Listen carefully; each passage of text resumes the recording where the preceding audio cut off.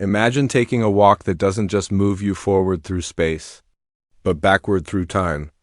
A walk where every step pulls you closer to ghosts from the past, where grief follows like a shadow, and where the boundary between memory and reality slowly disappears.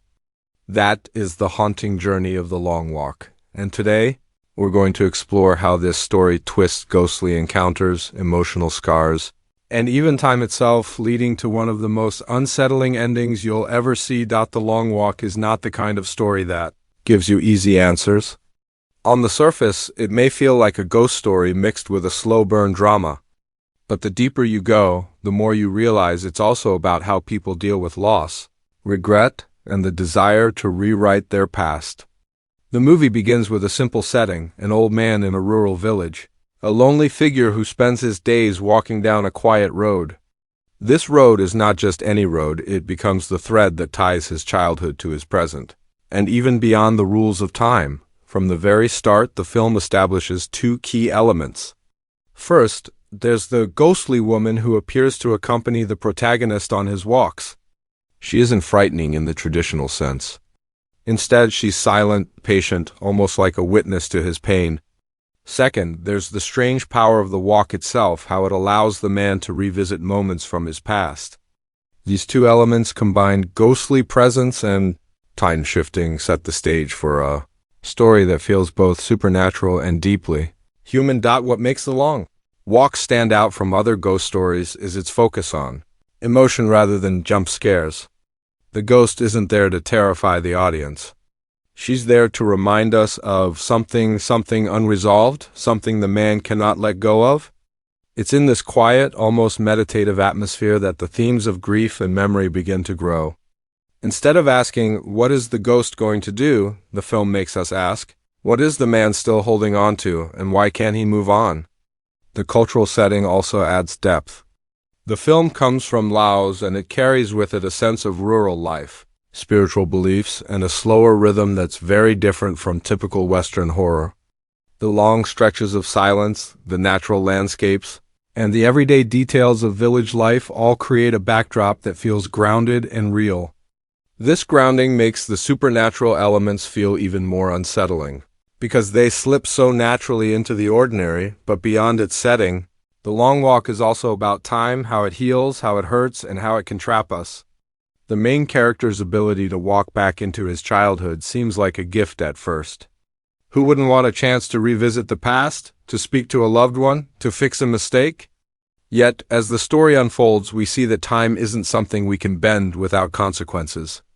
Every step the man takes into the past creates ripples that blur the line between redemption and destruction. In short, the introduction of The Long Walk tells us three important things.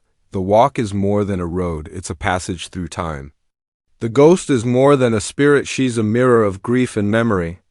The story isn't about fear, it's about the weight of regret. By the end of this first section, we already know that The Long Walk is not just going to be about what happens to the man, but about what his journey means. The haunting doesn't come from the ghost, it comes from the way the past clings to him, step after step, refusing to let go. And this is what makes the ending so powerful. It's not about escape, but about confrontation with everything he tried to walk away from. At its core, The Long Walk is not just about what happens, but why it happens the way it does. To understand the ending, we need to carefully look at the man's journey and the themes woven into his story.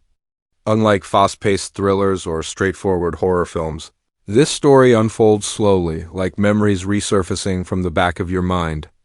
Every detail matters: the silences, the pauses, the ghost's presence, even the road itself. The main character is an old man who lives in isolation. His life seems ordinary at first glance, but we quickly realize he is trapped in a cycle of grief. As a boy, he watched his mother suffer and eventually die. That pain shaped his entire life, and it still lingers in his old age. This childhood trauma becomes the foundation of the story, because the road allows him to walk back and witness those moments again.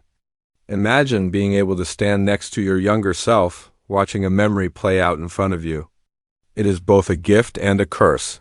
Then comes the ghostly woman. She doesn't speak, she doesn't threaten, and she doesn't scream like the spirits in most horror films. Instead, she walks with him, step by step, a silent companion on his long journey. Who is she? The film never gives us a clear answer, and that's deliberate. She could be a wandering soul bound to the road, a spirit guide, or even a projection of his guilt and loneliness. Her presence becomes symbolic. She is the weight of grief that refuses to leave him. No matter how far he walks. As the story unfolds, the road itself becomes a character. It is more than dirt and dust. It's a portal where the past and present overlap. When the man walks down this road, he doesn't just move through space, he moves through time. This isn't time travel in the flashy, sci-fi sense with machines and paradoxes. It's more intimate, more emotional. He slips into his memories, reliving them as if they're happening again. But the catch is, he's not just a passive observer, he can influence what happens. This is where the tension grows. One of the central themes of The Long Walk is grief. Grief is not something you simply recover from. It lingers, it reshapes you, it makes you carry ghosts in your heart long after people are gone. For the old man, grief is like an infection. He can't let go of his mother's death, and he keeps walking back into it over and over. Every return to the past is like scratching an old wound, keeping it open instead of letting it heal. Another theme is regret. The man is not only grieving his mother, he is also haunted by what he did and did not do in his life. The time walk becomes his way of trying to rewrite history, to fix what he thinks went wrong. But the story shows us that regret can never be erased by altering the past.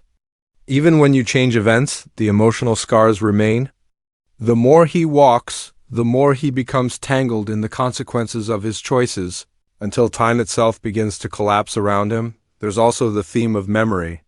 The film suggests that memory is slippery, fragile, and unreliable. Are we seeing the truth of his past, or only the way he remembers it? If a man revisits his trauma enough times, does the memory stay the same, or does it twist into something else? The presence of the ghost makes this even more uncertain. Is she there because the memory is real, or because his mind needs her to be there? And finally, there's time itself. Time in The Long Walk is not linear. It's circular, looping back on itself, trapping the man in an endless cycle.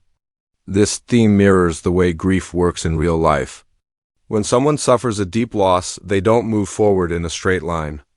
Instead, they keep circling back, revisiting the pain, reliving the guilt, unable to let go. The road, then, becomes a metaphor for that cycle. Every step he takes is another loop, another return, another failure to escape. By the midpoint of the film, we begin to see how all these themes, grief, regret, memory, time, connect to create the larger picture.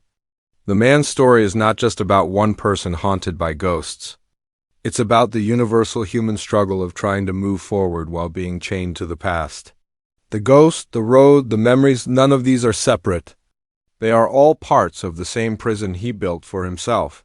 This is why the story feels so haunting. It's not about monsters or blood, it's about how the human heart can trap itself in endless suffering. The Long Walk shows us that sometimes the scariest thing is not death, but the inability to let life go. The final act of The Long Walk is where everything unravels, past and present. Memory and reality, the living and the dead. By this point, we've followed the old man through countless walks, each pulling him further into the grip of his past. But the ending makes it clear, you cannot keep walking backward without losing the ability to move forward. The road that once promised healing becomes the trap that seals his fate. In the climax, we see how the timelines bleed into each other. The old man is not just watching his childhood anymore, he is changing it. He tries to prevent pain, tries to protect, tries to undo what scarred him. But every change brings new consequences. Like ripples on a pond, his attempts to rewrite history distort reality in ways he doesn't fully understand. What started as a quiet walk down memory lane turns into a spiral where the past and present collapse into one. The ghost, silent as always, becomes more important here. Her role is not to guide him out, but to witness the collapse. She isn't a savior. She is either the embodiment of his grief, feeding off his inability to let go, or she is the boundary keeper of the road itself, ensuring that anyone who dares to bend time must pay a price. The film doesn't confirm which she is, and that ambiguity is what makes her so haunting. One of the most striking elements of the ending is how reality feels unstable. Is the old man really influencing the past, or is he simply lost in his own memories? The story doesn't give us a neat answer. Instead, it leans into the unsettling truth. When you live your life clinging to grief, your perception of reality does fracture. Memory becomes indistinguishable from the present. In that sense, the ending isn't about science fiction time travel at all, it's about emotional time travel. The old man is stuck, forever reliving and reshaping the moment that broke him, unable to accept its permanence. But what does the ending mean?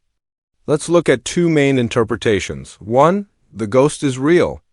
If we take the supernatural literally, the ghost is an actual spirit tied to the road, and the man truly has the ability to walk into the past.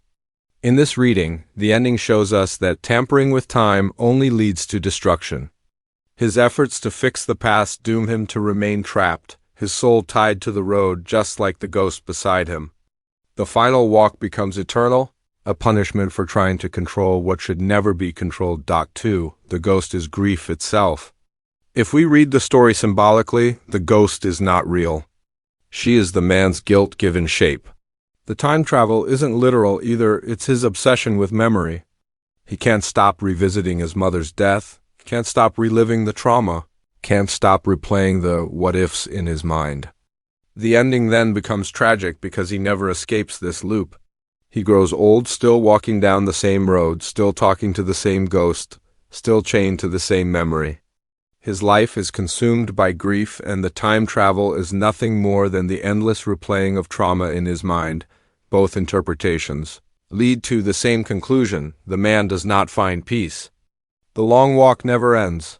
He is doomed, either supernaturally or psychologically, to keep walking with his ghosts forever.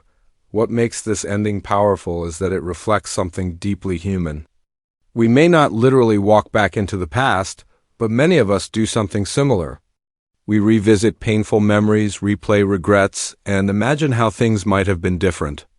The film takes that universal human tendency and turns it into a haunting narrative, one where memory becomes a road you can physically walk, and grief becomes a companion you cannot shake off. In the final moments, the quietness of the story becomes deafening. There is no dramatic explosion, no clear resolution, no triumphant release. Instead, there is only the man, the road, and the ghost. The camera lingers on the endless walk, reminding us that this is not about escape, it's about entrapment. He is not moving toward the future. He is circling back into the past, step after step, until the walk itself becomes eternity. The beauty of this ending lies in its refusal to be simple. Some viewers see it as a cautionary tale about the dangers of living in regret. Others see it as a ghost story about spirits bound to the living world. Some even see it as a metaphor for Laos itself, a country wrestling with the weight of history and memory. That open-endedness is deliberate. It forces us to ask, are we too walking roads that keep us chained to ghosts we should have released long ago? So when the screen fades to black, the real horror is not the ghost beside the man, it's the recognition that we carry our own ghosts with us. The ending doesn't scare us with screams or monsters. It scares us with the quiet possibility that we, too, might never stop walking down the roads of our past. Asterisk, The Long Walk is not an easy film, and it doesn't want to be. It is slow, haunting, and often unsettling, not because of loud scares or shocking twists, but because of the way it forces us to sit with grief, guilt, and the weight of memory. This makes it one of those movies that divides audiences. Some people find it brilliant, others find it frustrating. But either way, it leaves a mark. Let's start with its strengths. The film is bold in its storytelling. It refuses to spoon-feed answers, and it trusts the audience to sit with ambiguity. That alone makes it stand apart from most ghost stories or time travel narratives. Instead of asking us to figure out how the time travel works, it asks us to think about why the man keeps walking and what it means to be trapped in the past. The direction is patient, the pacing is deliberate, and the cinematography is atmospheric. The quiet shots of the road, the rural landscapes, and the everyday life of the village create a world that feels lived in and real. This realism makes the supernatural elements even more powerful, because they bleed into the ordinary without breaking the tone. Another strength is the emotional depth. Many horror films use ghosts as symbols of fear, but here the ghost is a symbol of sorrow. She is not there to terrify, but to embody the weight of loss. That makes her far more unsettling, because she represents something we all understand: grief that lingers long after death. The film's decision to keep her silent and mysterious makes her universal. She could be anyone's ghost, the parent we lost, the regret we carry, the memory we cannot release. But this approach also brings the film's biggest challenge: its slow pace. The Long Walk takes its time, and for viewers expecting a traditional horror or sci-fi thriller, it can feel too drawn out. There are long stretches of silence, long takes of walking, and long pauses where nothing seems to happen. Yet those silences are the point. They mirror the way grief feels in real life: slow, heavy, endless. Still, this means the film isn't for everyone. If you want a neat explanation or a fast-moving plot, you might walk away unsatisfied. The ending, as we explored earlier, is another divisive element. Some will find its ambiguity frustrating. Others will see it as the perfect conclusion to a story about memory and regret. Personally, I think the refusal to give us a clean resolution is what makes the film so powerful. Life doesn't hand us neat answers, especially when it comes to grief. Sometimes we keep walking the same road, searching for closure that never comes. The ending mirrors that reality in a way that's hauntingly honest. From a broader perspective, The Long Walk is also significant because of where it comes from. It's one of the few genre films from Laos to reach international attention. Its unique cultural lens brings something fresh to the familiar tropes of ghosts and time travel. The setting, the pacing, the spiritual undertones, all of these are shaped by a worldview that isn't often seen in global cinema. That makes it more than just a film. It's a cultural experience. Watching it means stepping into another way of seeing the world, another way of telling stories, another way of understanding ghosts. So, what's the final verdict? The Long Walk is not for casual viewing. It is heavy, it is slow, and it asks you to do the work of interpretation. But if you're willing to meet it on its terms, it rewards you with one of the most unique blends of ghost story, emotional drama, and time travel narrative you'll ever encounter. It doesn't just entertain, it lingers. Like the ghost on the road, it stays with you, whispering questions long after the credits roll. The film reminds us of something deeply human: that grief is not something we conquer, but something we carry. That memory is not a fixed record, but a shifting reflection of who we are. And that time, no matter how much we try to bend it, always moves forward, unless we trap ourselves by refusing to let go. In the end, The Long Walk is less about the supernatural and more about the very real haunting we all experience, the ghosts of our past, the roads we keep walking, and the regrets we cannot leave behind. So, if you choose to watch it, don't expect a thrill ride. Expect a meditation. Expect silence. Expect a film that will make you reflect on your own long walks, the roads of memory you travel when you're alone, the ghosts you still carry, and the times you've wished to change the past. That's the real horror and the real beauty of The Long Walk. And now the question comes back to you. What did you see in the ending? Was the ghost real, or was she only grief made flesh? Was the old man trapped by supernatural forces, or by his own inability to let go? That mystery is the heart of the story, and your answer may say as much about you as it does about the film.